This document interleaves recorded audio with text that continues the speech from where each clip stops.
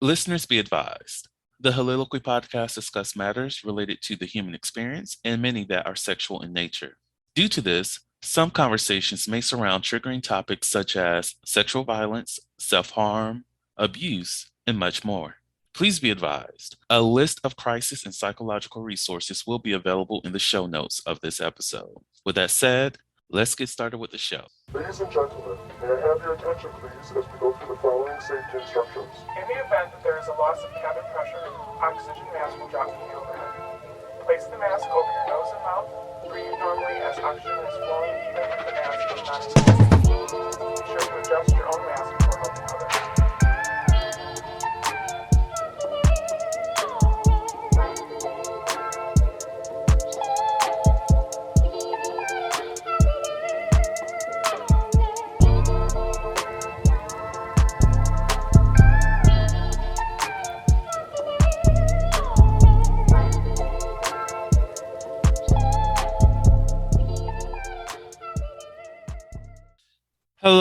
Hello, everyone. Welcome to the Soliloquy podcast, where we step out and speak on sexuality. This is your favorite host, Vernon T. Scott, also known as Slater Jackson, and for you freaky motherfuckers out there, Sebastian Adams.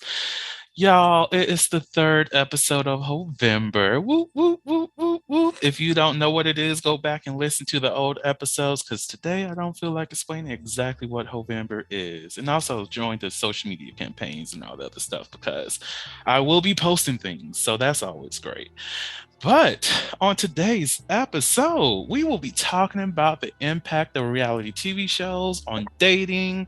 Some of the things that we'll be talking about, what trends have we noticed in our lives, and is reality TV show beneficial to everybody, or is it just toxic as fuck? Because we have to have that conversation. And are there any kind of impacts on how we express our sexual selves as it relates to watching reality TV shows and how that influenced us, all the great things. But joining me today as we discuss these things, I have all the brilliant minds back with me. We have Phortise, we have Nicole, we have Adrian. Oh my God, I am ready for this conversation. But before we get into that, do you all mind introducing yourselves, giving us a little brief rundown about who you are? And what we'll do, we'll start off with Phortise, then we go over to Adrian, and then we'll finalize it with Nicole, and then we'll dive into the motherfucking conversation. So Phortise. Good. All right, good afternoon. How y'all doing? Hey. Good, what's up? Not much. So my name is Phortise. I'm just here just being supportive and also just address important issues that's going on within our community. So just here checking out the vibes and all that. That's it. We'd love to have you with us. Adrian, Zaddy. Yo, so as Dr. Scott referenced me, I am Adrian, or Daddy, or Zaddy, whatever. I am Vernon's uneducated friend who has some interesting takes on how mine goes. I am walking in my lack of... We are going to fight. We're fighting. We're fighting. We're fighting. It is what it is. We're going to fight. Here, boy. We're fighting. I will look. The hands will be brought next weekend, but it's okay. It's cool. We're here. As you can see, Dr. Scott don't like when I do that, but yeah, I mean, I'm just bringing a layman's point of view. I am not well versed in these things, and it's just data that I've collected being out in these nasty ass streets. So I'm down to let my struggles and mistakes and come ups be lessons to everyone else. That comes sounding like it had a CUM in it, but okay. Anyways, Nicole. What is up? First of all, I love Adrian already. Like the vibe is everything. I love it already. So I'm Nicole. I am the owner of Melanated Vixen LLC, where we do sex coaching and education for everybody, but definitely people in the Black and brown community. Here to dispel myths and bring education and hopefully some freedom to everybody's sex lives and lives in general. Yes. And by the way, I think this episode will be out before then. Since we now have a date, and y'all will understand why I have to say it that way, because there's another episode where we did not have the date, but now we do. Look at God. Since we now have a date, I asked the sex coach questions with the sex coach. I forgot how I really titled this. I probably should have looked that up before I even brought this up. But there will be a live broadcasting between Nicole and I that will be happening November 18th. So I'm still planning on putting this on Eventbrite as soon as I figure out how that works. Of course, it's going to be free for everybody because look, you listen to the podcast for free while I pay for a live session. Okay, but now, unless you're trying to get some coaching, then you got to pay. We're not talking about prices at this moment. But anyways, there will be that live event going on during November 18th, which means November 18th. That's on a Saturday. Can't wait to see you all with us. So as we have these great conversations. So yeah, just want to put that out there that is something that will be happening. Okay, so now that we are here, how does everybody feel about reality TV shows, just in general? I mean, a big part of me feels like it's trash, but at the same time, it could be entertaining trash and give you some kind of insight in small ways. But overall, trash, and I'm sure that's what it's meant to be. So No, you essentially said, well, I feel like it's trash, but it has trash shade to it, but still trash. Yeah, but at the end of the day, it's just fancier trash. Right. See, you got it. You got it. Thank you. As the old adage goes, one melanated vixen's trash is a lay-man nigga's treasure. I love it. I love trashy TV, man. Call me a trash panda because I love seeing a trash panda. I'm out here adulting, trying to feed myself, and I'm like, damn, at least I'm not getting drinks thrown at me, or at least my nigga ain't over there in community dick. Like, it's very much things are shit, but they could be worse. So I thrive on it. Plus, Jocelyn is my bitch. That bitch had me cracking up. I love the energy. Like, I try to deal with people in my day-to-day job on some Jocelyn Hernandez energy, HR approved, of course. But I walk up in there like, who money is this? I got this whole bitch. I clear this whole bitch. You all made get my coin. Let's go. Like, I definitely subscribe to the Jocelyn Hernandez School of Etiquette from time to time. But nah, for real, it is terrible TV. And it's just how you look at it. It sometimes it definitely paints my people in a terrible light, and I cringe when I see that. But at the same time, it's like art. TV is art. Art imitates life. I mean, we do some cringy shit, so it is what it is. But I think it has its place in society overall. What about you, Phortise? Well, just like Nicole and Adrian said, it does have its moments. I think reality TV overall just have a way of kind of somewhat painting a picture of how people are, and sometimes it distorts the reality of how people actually are in some ways. So I think you just got to take it with a grain of salt and just be careful of how some things are. Now, I will say this, time after time again, as I watch on reality TV, it has helped me realize with certain things, and I do find it entertaining sometimes, but overall, I just try to take it with a grain of salt. Yeah, I know, like, for me, I try to get my little small doses of reality TV shows, and I'm very specific on which kind I do watch. Like, I don't watch any of the Real Housewives anymore, the Basketball Wives, if that's still a thing, or even the Love and Hip Hops anymore. I stay away from those, but I do love me a good game show. Like The Circle is my shit. Oh my God. I will watch every single season of that. But it's not necessarily a reflection of what other people do. It's just what's going on in this little circle of people, and it's competition based. And I love those kind of things. I think we do have to be mindful of the type of reality TV shows that we consume, and also be mindful of how that impacts our behaviors. And if we choose to subscribe to those behaviors, are we going to be comfortable with that further along down the line? And for some reason, when Adrian mentioned community dick, it just stood with me. So my question for the panel is, will you be okay if your partner was community dick without the fame, or is it worse when the fame is added to it? Worse when the fame added to it. I agree with that. Good. You said but? Who? Me? Yeah. Oh, well, I mean, I say that because I used to be community dick. So from that perspective, you know what I'm saying? I personally don't feel bad about it as long as it's not like surreptitious community dick. Like as long as we all know we the community and I'm the dick that's going around, cool. You know what I'm saying? But if it's any untoward, sneaky, grimy bullshit, nah. That's terrible. And fame only adds like a bigger microscope to that. Like before, only the community was in your business. But now we got cameras. So now the world is in your business. And you look dumb to everyone. Good point. Yeah, you know what? And that's something I was gonna add to what I was saying as far as like agreeing.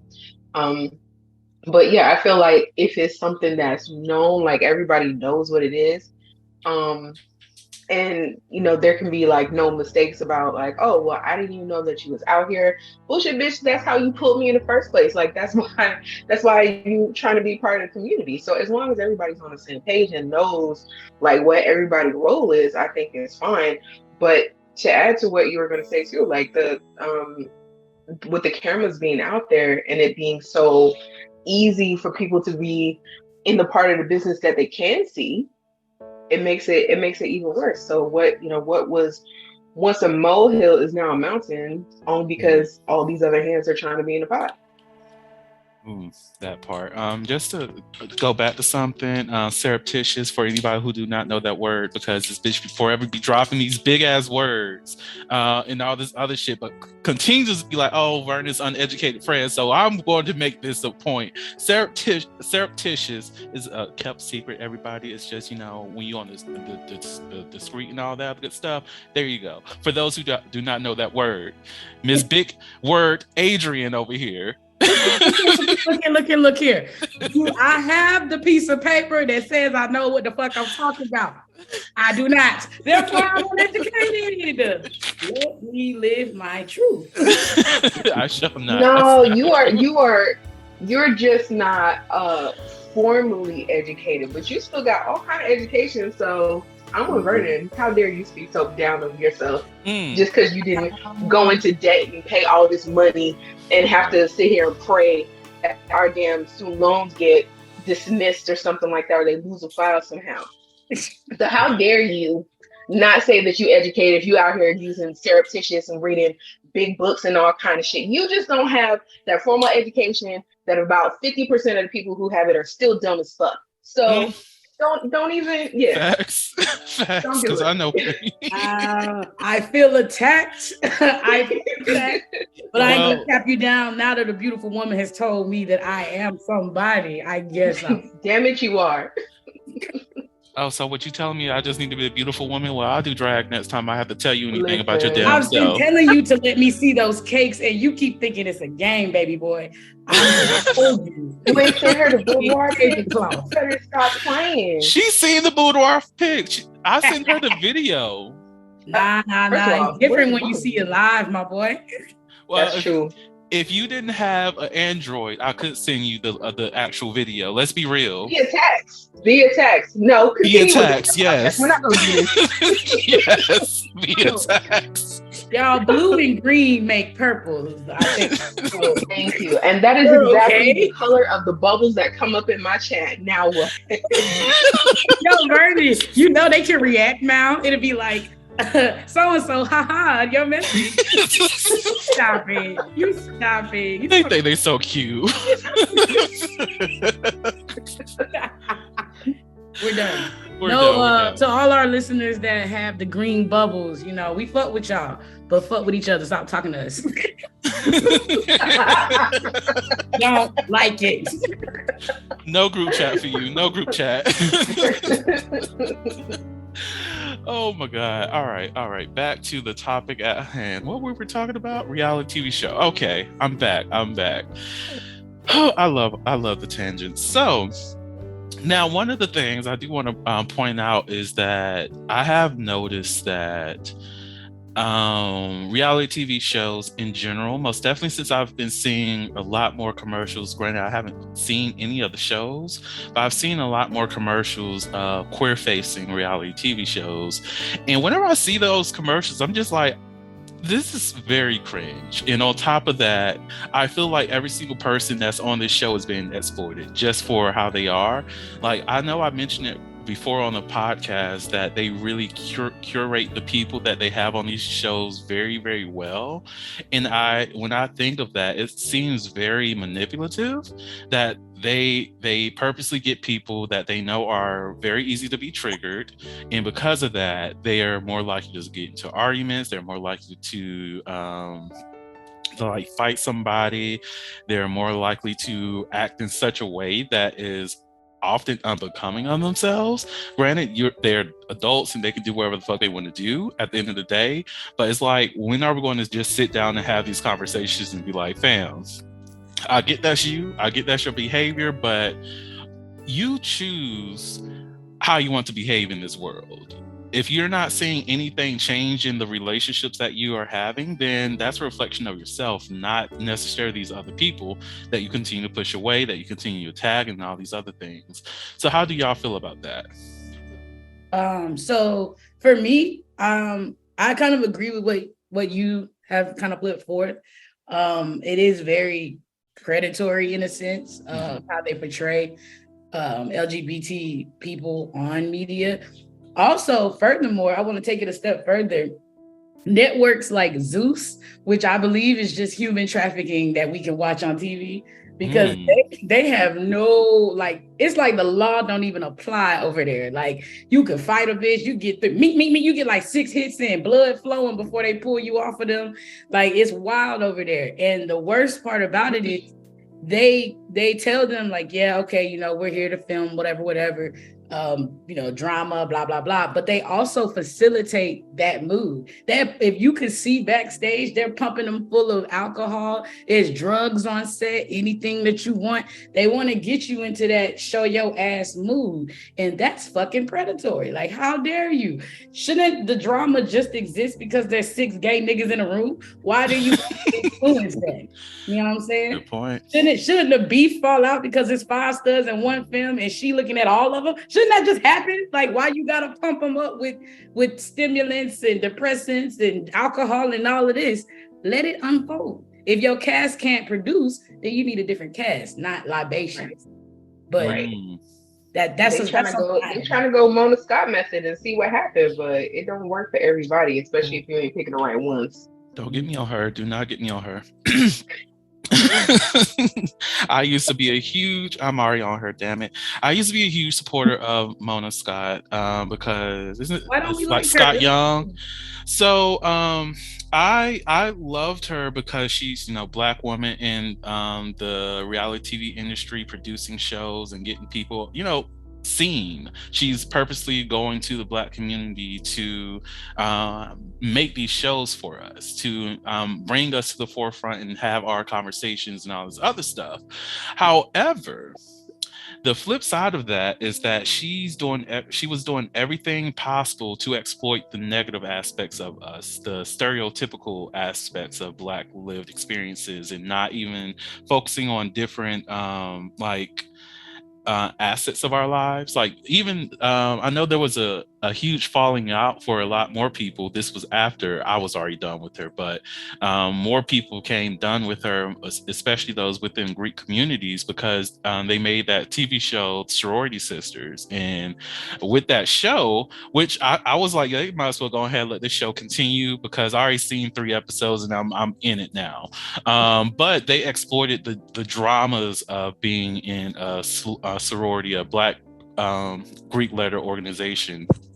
And they went off the stereotypes. They found people who wanted to perpetuate those stereotypes, and they didn't even show the good sides of being in a fraternity or sorority, which is engaging with the community, which is putting on these programs, doing community service hours, and participating in the growth of the community. But no, they wanted to focus primarily on the drama and And that was pretty much it. So that's my main issue with her, is that she would rather focus on all the toxic behaviors and lean into the confirmation bias of white people in order for the success of her own self, as well as to promote certain images of Black people that's not necessarily the reality that we all live in. Yes, do we have people who are like Scrappy Mama and all this other? Scrappy Mama's a whole nother thing. But do we have people in the community that's just like her, and just like those relationships that's in love and hip hop? Yes, there are those people. But to just make this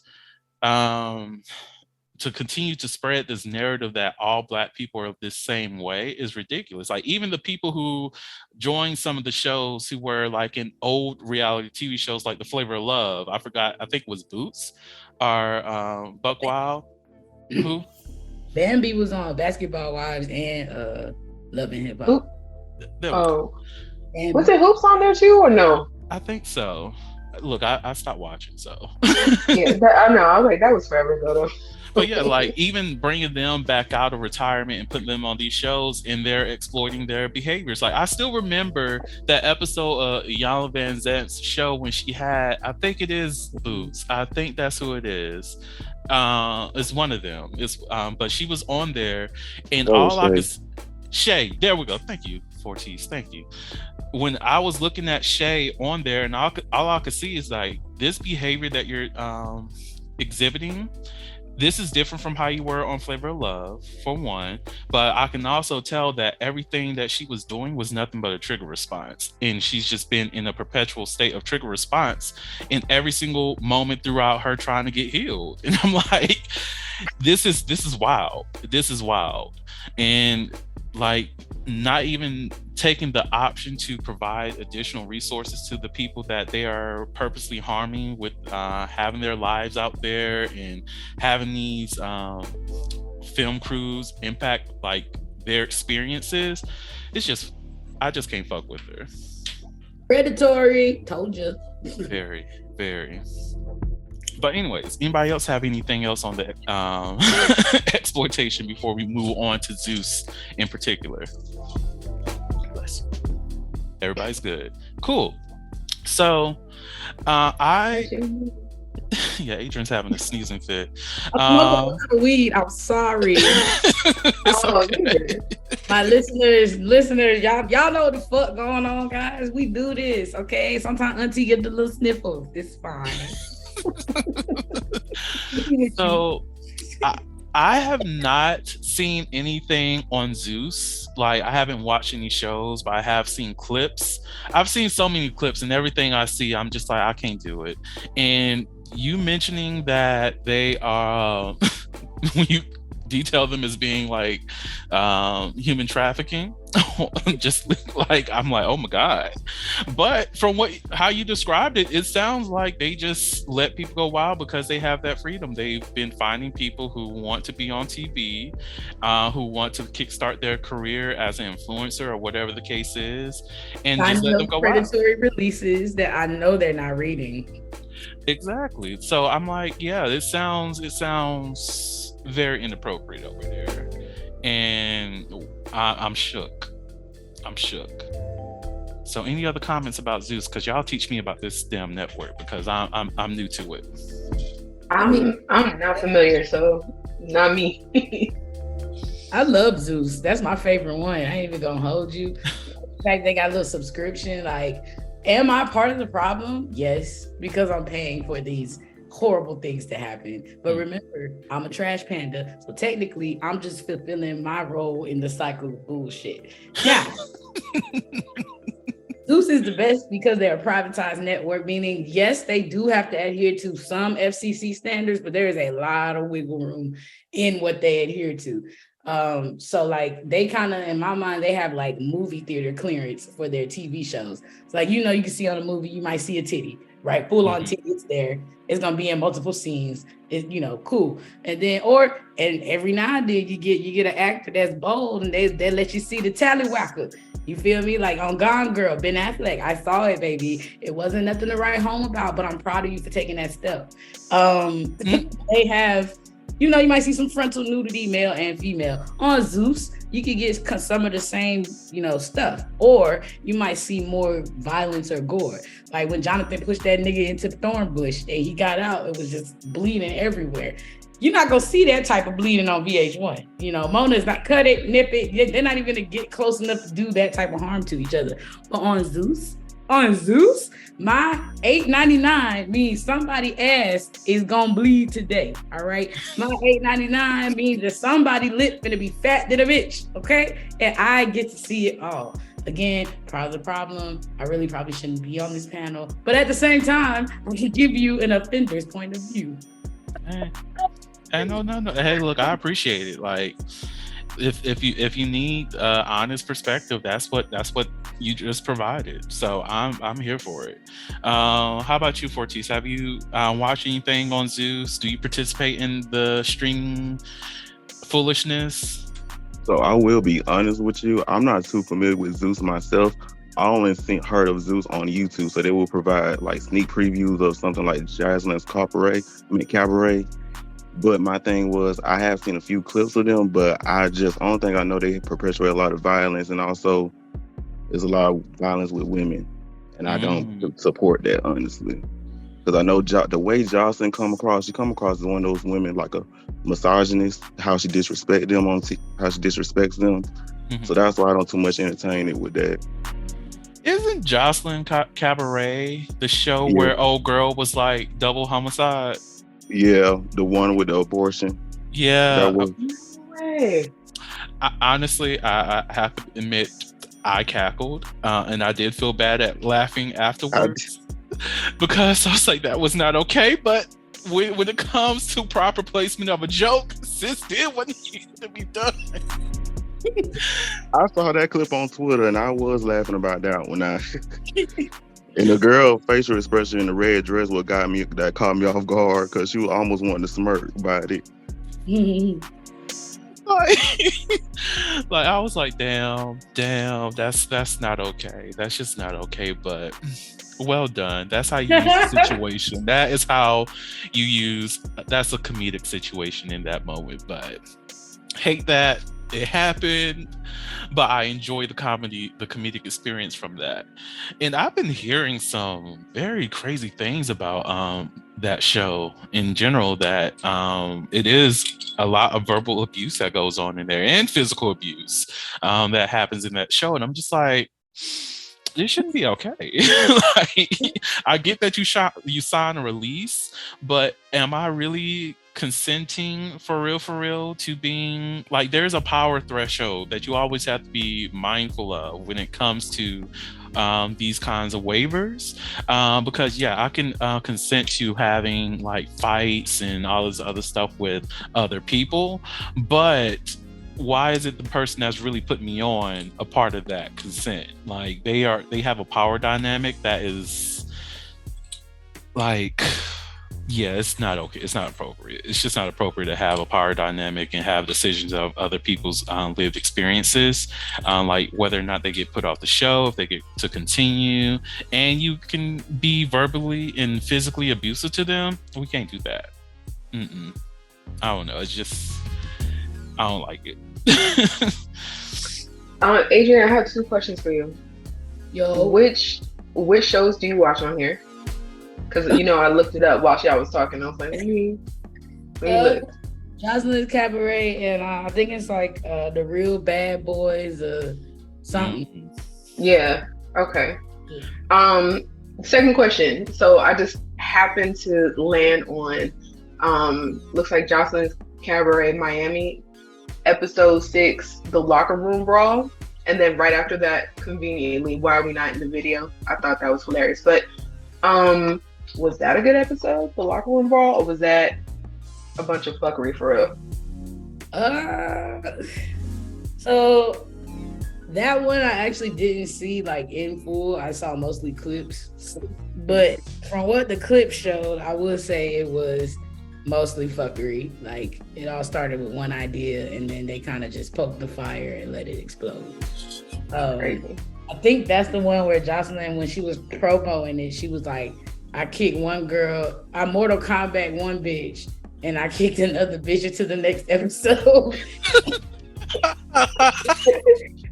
Not okay. I shouldn't be laughing, but that's You like, hilarious. it's not funny because she mean that shit, but at the same time, that's so funny.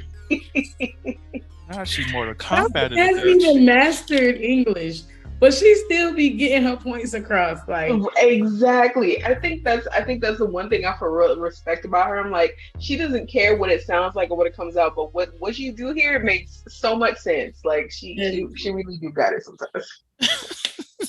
she speaks whatever English she got with confidence, bro. Whole ass. Right. Right.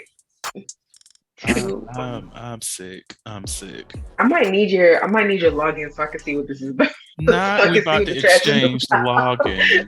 Oh my god! But yeah, put that in the comment section. So Put it in the chat real quick. Look, everybody just use Adrian. We'll all send you $2.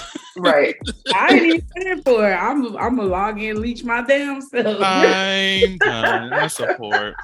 Speaking of login, child, Netflix done got they done got a nigga, y'all. They done got a nigga because I've been using my aunt's and everything was good. My aunt told me what happened to my little cousin. She was like, yeah, Netflix hit her up. Was like, oh, if you can't verify that you're on this network, then bitch, bye. And I was like, oh, well, damn, that sucks. And that happened like 3 weeks ago, right? And I'm like, oh, well, sucks for my cousin because bitch, I could still use it. Try to watch Chewing Gum last night. It was like, bitch, you need to verify that you're on this network. I was like, oh, yep. Here we are. You know what? I got that same shit because I was trying to watch it myself, and I was like, "What is this shit that says please update who's on your household, on your Netflix household?" And I was like, "What the hell is this?" So, and I'm trying to go past it, and it's making you go through all kind of hoops. Like you can go back, and I'm just like, "Yeah, let me just watch my show." I'll do it later. Yeah, it's like, okay, so yeah, you see, yeah, once again, I need you to update this, and I was like, look.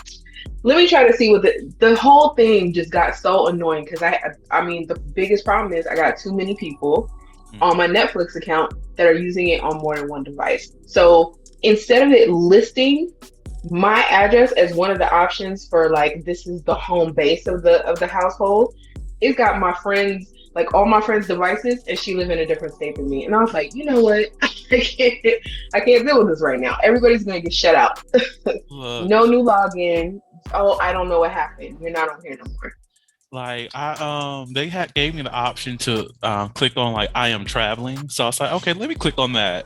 And they got my ass. It was like, okay, we just sent the email to the email address on file for you to get the verification code. I was like, bitch, I'm not about to send a text message to my auntie at 11:30 at night for a down verification code. You got me, Netflix. I'm still not paying for your ass, but you got me today. Today.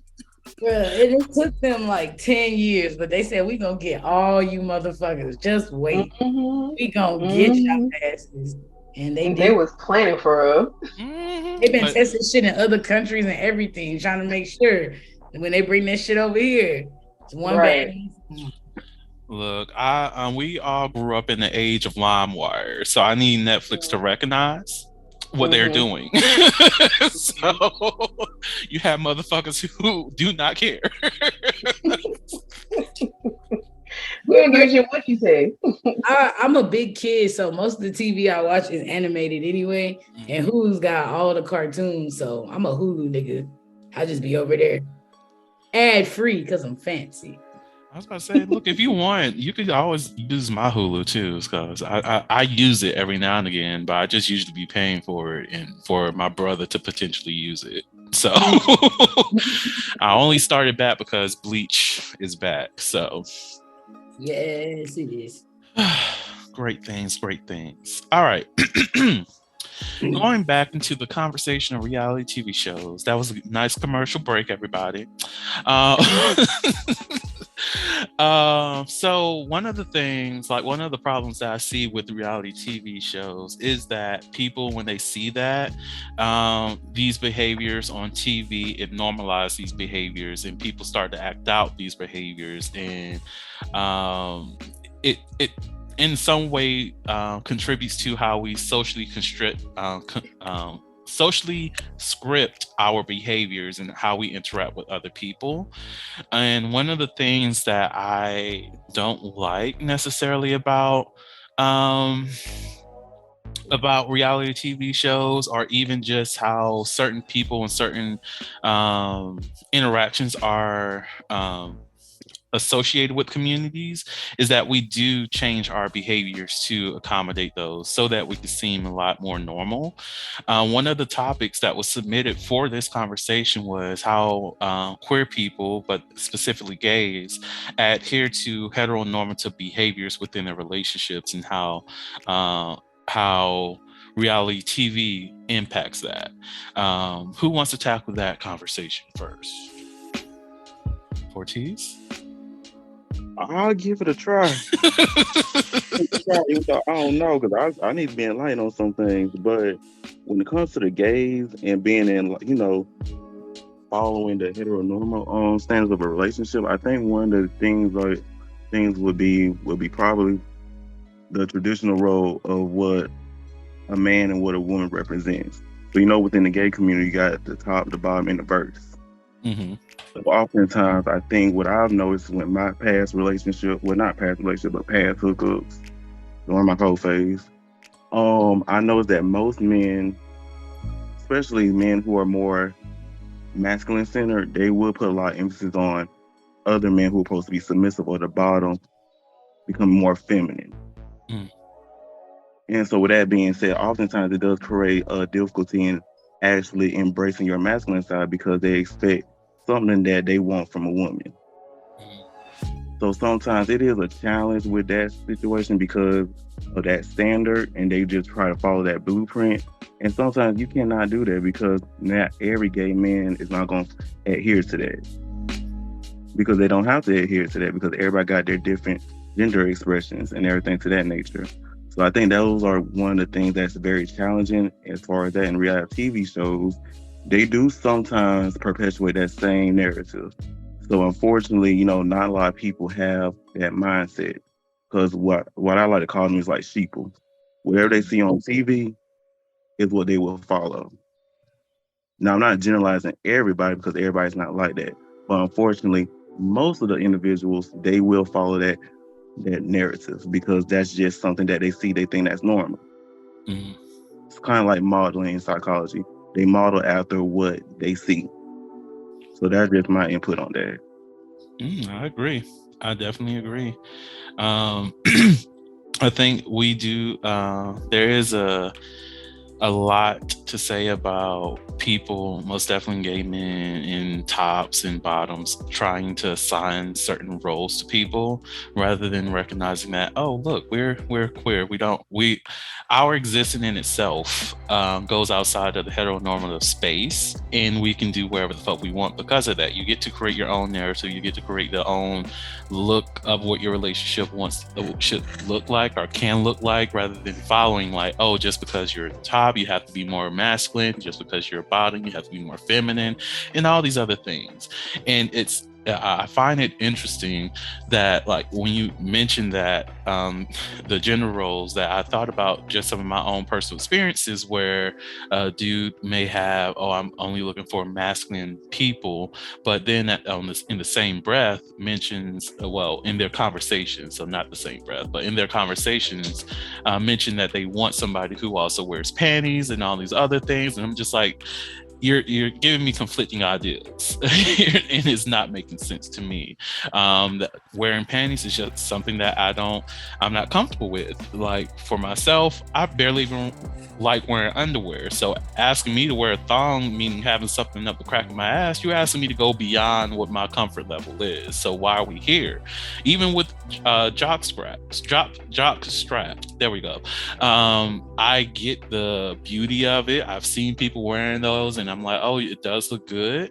But even with that, it's something that's not super comfortable for me, because again, I don't like wearing clothes anyway. So I don't like wearing underwear. So having a jock strap on ain't doing nothing for me. So yeah, it fits the aesthetic that somebody wants for their partner or within their sexual engagement and what have you. That's great. That's good. But to have that as a standard, like I need these things from you, in order to just to engage with somebody and get to know them, it seems ridiculous. Now, I see if we're doing a role play, I might want to put something like that on, but it's no guarantee. But I also recognize that then if that is a must for you, then there's no need for us to engage in furthering getting to know each other and all that mess. Anybody else? No, I mean, I I agree. I was just thinking too, though, right?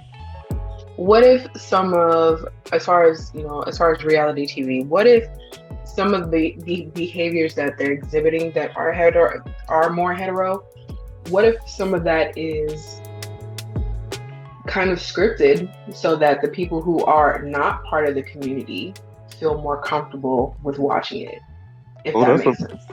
That's a valid point. Mm-hmm. No, I agree. That is definitely a valid point, and I think that's part of the reason why they do that, just so that other people can engage in it. But I think that also has a negative aspect to it too, because from the outside in, these people think, oh, like I remember watching TV shows when I was younger where they would be like, oh, so who's the woman in the relationship? Who's the man in the relationship? Right. And those kind of things. And in asking those questions, it normalized the idea that somebody in this relationship has to perform a certain gender role. So yeah, it makes sense in a heteronormative perspective, but at the end of the day, the community that they're representing are not heteronormative. They're not heterosexuals by definition. Like even when it comes to bisexuality, you will have, if it's somebody that's masculine presenting person and a feminine presenting person, and they're in a relationship and people perceive that as being heterosexual, but in the ways that they operate in their day-to-day lives is opposite of that. So it's like by feeding into the script, it furthers the notions that heteronormative is the right way, rather than we can do things how we want to do it. And even with heterosexual couples within reality TV show, they still stick to that heteronormative lens rather than looking at, oh, wait, we can do something completely different. We can have the basketball husbands and have a TV show about that. But we only have basketball wives. Or look, if they really wanted to, and they wanted to really capitalize on inclusivity, which I'm shocked that they haven't done this yet, it would be smart for them to, most definitely, because the WNBA is like kicking up in its viewership, having the basketball husbands, and then have basketball partners. In that way, you can have an interchange in identities and discussions with the people who are representative of that population. You can mix up people from basketball wives and basketball husbands into this into the conversation or into certain scenarios, and it's a completely new show. But I don't know. I think that was just something I was thinking of. I was like, they're probably just trying to do things to make the heteros comfortable. Mm-hmm. Like, oh, hey, look, it's this, but also once again, still promoting that terrible well, I can't even call it a stereotype, but way of trying to normalize things, or saying that it has to be in this container, in this box, when everybody in the community is trying to push and tell you, like, no, it doesn't need to be like that, and there doesn't need to be an explanation. So just crazy battling. Yeah, and I think even challenging that, because I know a lot of it is profit focused, because you got to make your money. Like, we're spending all this money to produce these shows, we need to get a return on our investment. But what other things that you can do to make sure that you still get those returns? And I think that's the space that a lot of these show producers need to step into.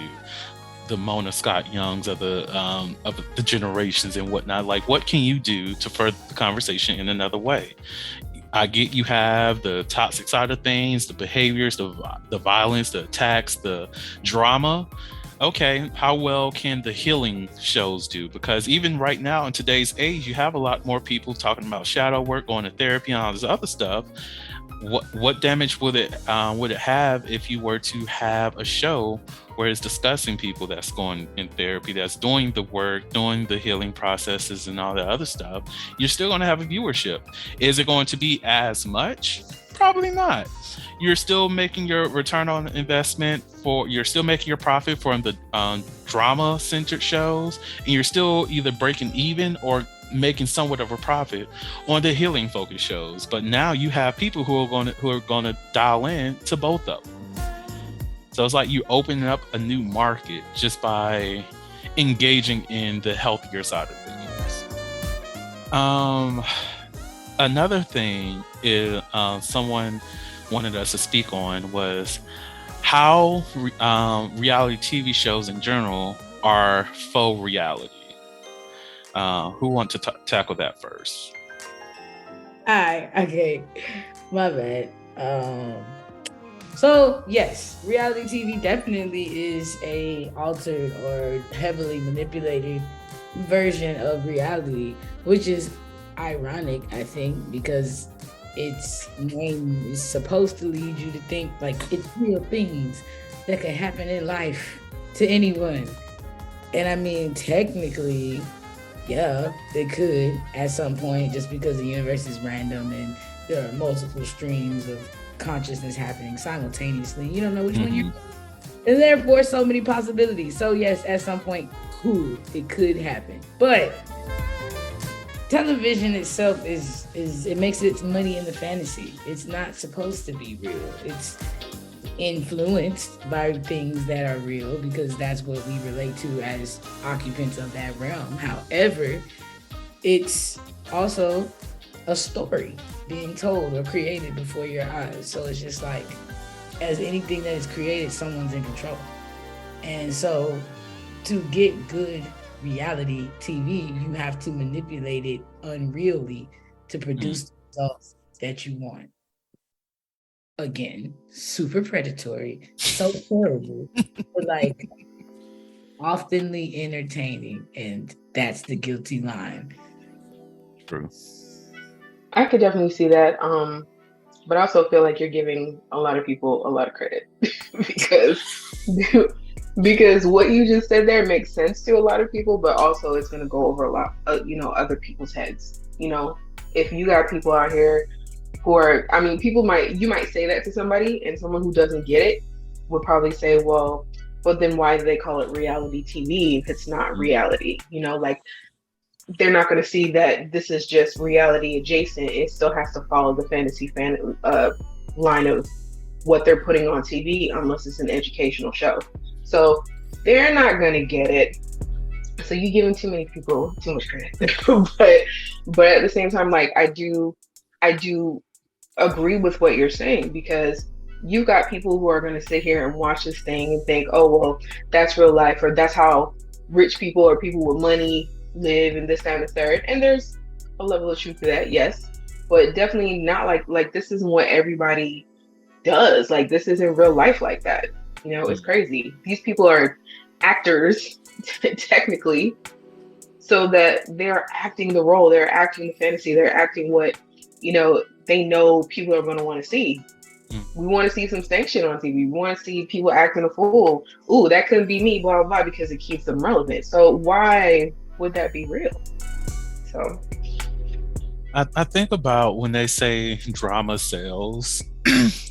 And on some level, I agree, because I'm like, look, I love me a good gossip story. I love a little bit of, oh, let me tell you what happened with such and such. It's great. Give me the tea. I love the tea. But at the same time, we don't do healthy consumerism at all. We don't think of, oh wait, I know this sells, but can this other thing also sell? And if we push this a little bit more, how great can this like move things forward. I think we've going off of the predatory nature that Adrian keeps bringing up. We love, as in a society, we love to feed into people's insecurities, and by feeding into their insecurities, we get the eyes, we get the watches, we get the consumeration of, is that a word? We get the consumerism of people engaging in this content and watching our shows and tweeting about it, having these discussions, having these whack ass think pieces that really don't mean anything, and people thinking they sound profound, but they said absolutely nothing. All of these things you see because of people engaging in the content that is the reality TV shows. I think it would be great if we really do find some way to, because I know a lot of it is personal choice. We choose the things that we watch. We choose the things that we consume. Most definitely in the day of age, in age of consumer, streaming, like back in the day when it was just VH1 and BET or whatever, and you have to have cable to watch a good show. A lot of the things were fed to us, but these days we make the conscious decision to watch these things. We make the conscious decision to feed into that. And I know there are some people who just become addicted to the drama. They want to watch the things, they want to continue to engage in those TV shows and like dive deep into it rather than opening up to like, okay, I've seen the reality TV show today, I streamed the entire series, what else can I watch, what else can I look into?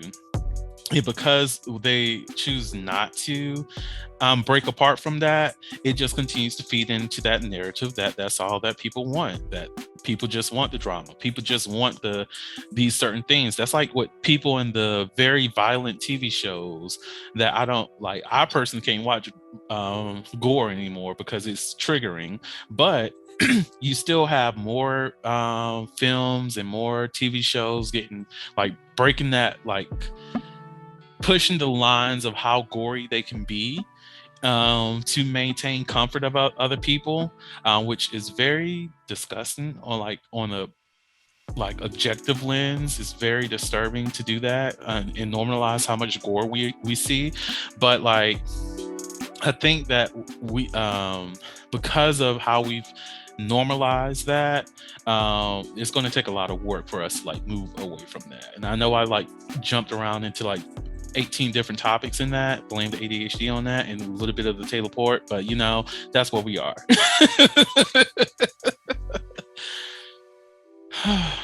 um oh, so this last topic is a little bit on in your wheelhouse, Nicole. um and everybody, of course, you can add your feedback to that, to this discussion. But um how does reality TV shows hurt the Black community when it comes to relationships and sex? I feel like that's a layered answer. Ooh, Y'all gonna unpack. have to pull me, Unpack. huh? Let's unpack. I said let's unpack. Well, and y'all might have to pull me back a little bit because I am inebriated now. So, and when I'm here, I'll be in the stratosphere for real. So one of the layers for me is we're already we're already being like stereotyped to the fullest, and it's just showing us in a light that perpetuates stereotypes in a lot of ways, but also objectifies us in a lot of ways. And we're already feeding into that.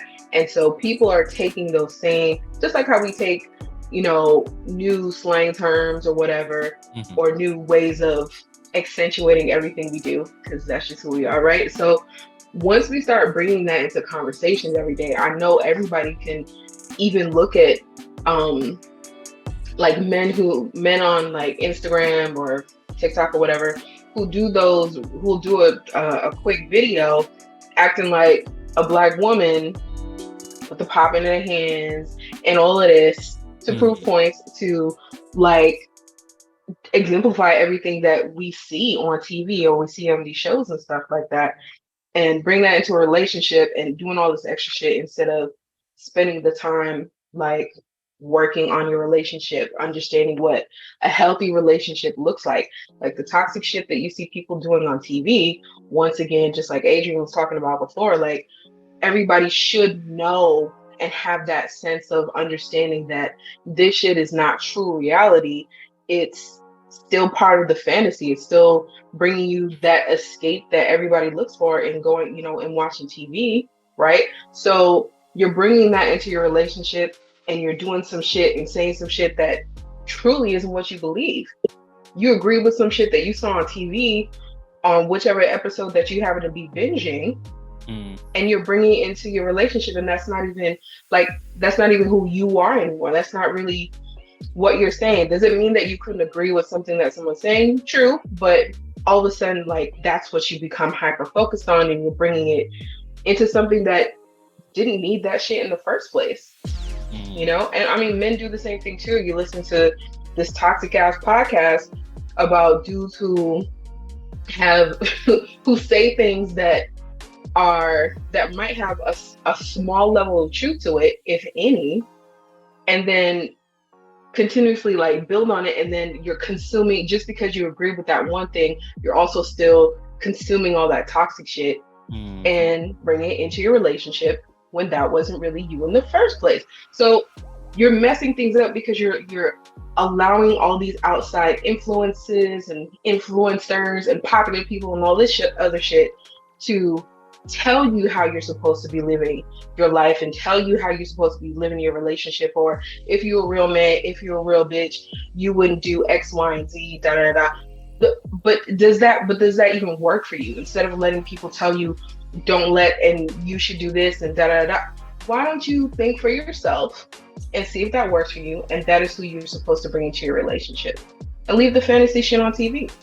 And then you do the same thing when it comes to sex, just like we were talking about with porn, and not seeing Black people be sensual in porn that you see all the time, unless you're maybe watching amateur stuff. You see people doing like rough sex, really fucking, like no true love making, no intercourse, none of that stuff, the softer terms for it, because we don't have that representation. We don't see it. So you're going to bring the toxic bad shit into the bedroom and still not have a true understanding of what you should really be doing with this other person.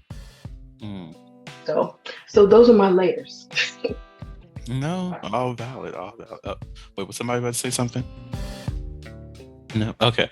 But yeah, all of that is valid. There was something that triggered a thought, and it's like, when it comes to social media, if anybody who follows any therapist on TikTok or what have you, I know one of the things that a lot more therapists have been speaking about is that, like, the different trends that people follow on social media, and one of those trends that's currently present in TikTok, and I noticed it on my own feed, is ADHD.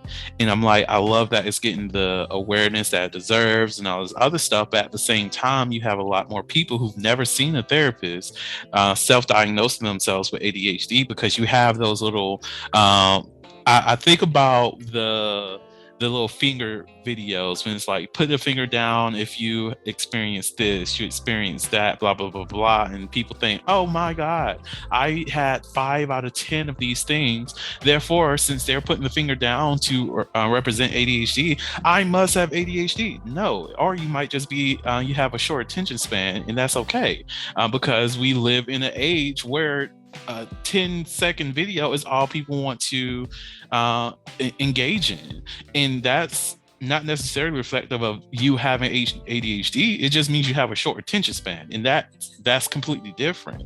But you have people who are self-diagnosing themselves with certain things and all this other stuff because the internet or popular sources say that this is something that represents you. And I think that same thing, well, I know that same thing happens when it comes to reality TV show and how people interact in their relationships. Like you said, with those podcasts that say that, oh, a man is supposed to do this, a woman is supposed to do that, and people subscribe to that ideology. Yes, they may mention something that is correct, And because of that one thing that is correct, or based on the person's perception seems correct, they think that this is a valid source for information when it's just not. A lot of people who are podcasters or YouTubers, they either do not have the credentials of what they're speaking upon, or they are commentary shows, meaning that they're only providing their opinions on things, but they don't know, they're not doing the actual research to go further into that. And even on some of my favorite, not my favorite, but some of the TikToks that I see online, where people deconstruct the fallacies of what people are talking about, some of them mention their educational background. They may even like comment on what they do know and what they don't know, and it's a lot more of an honest conversation than what you will see in some of these podcasts, YouTube spaces, where people are just going off of the cuff of what they understand rather than going deeper into understanding, or looking at the actual articles, reading the actual articles, or finding different perspectives in that, or even inviting people who are experts to have the conversations on certain things. So I think because of this lack of due diligence, it furthers the script of toxic behavior. It furthers the connection to, oh, this is how you're supposed to behave. Like even with, it even extends into queer relationships where where many men, women, gender non-conforming trans people start to fall under a certain perspective of, oh, this is how I'm supposed to act because my favorite representation that's on TV acts this way. So I have to start moving that way because if they can do it, it's normal. Rather than having that conversation with self, hey, does this make me comfortable? Is this something that I feel safe in doing? Is this something that I want for myself? So any other parts or anything else anybody else want to add on that? No. All righty. Well, before I close us completely out, does anybody have any last comments that they would like to put out there related to reality TV shows and its impact on dating? Okay. The crowd says, nope, Vernon, end this shit. All right.